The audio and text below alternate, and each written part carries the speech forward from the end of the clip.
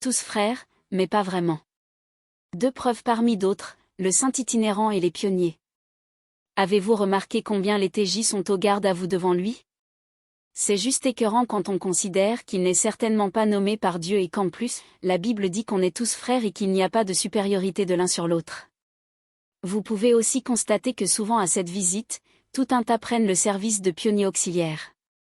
On se met aussi sur son 31 et non en pantalon pour les femmes et par contre, en cravate pour les hommes, s'il vous plaît. Autre anecdote, j'ai un ami qui a été ancien et qui me dit qu'un itinérant avait un jour sorti qu'il ne voulait plus loger chez une certaine famille car il était trop à l'étroit alors que son appartement était approprié pour recevoir un couple. Bref, lui, avait dit que si à son prochain passage, il ne dormait pas chez une autre famille, il irait à l'hôtel. Vous vous rendez compte ce pauvre chaton et en plus, l'hôtel serait aux frais de la congrégation bien évidemment.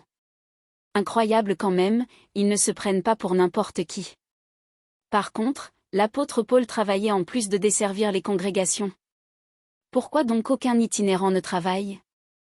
Pour info, le dit itinérant est en retraite à présent et s'est acheté un beau pavillon en bord de mer, au sud de la France, s'il vous plaît. Je m'arrête aussi à nouveau sur ce terme mis en place et non biblique, les pionniers. Rien que cela met donc certains au-dessus des autres.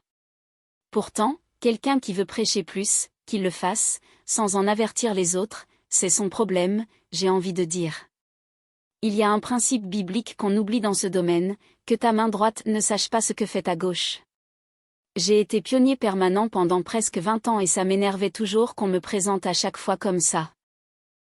C'est sœur un tel et elle est pionnier permanent. Ou bien. C'est notre pionnier permanent. En effet, pendant quelque temps, j'étais la seule pionnier de la congrégation. C'est souvent que je retoquais en disant, je suis seulement sœur un tel. Pourquoi précises-tu que je suis pionnière?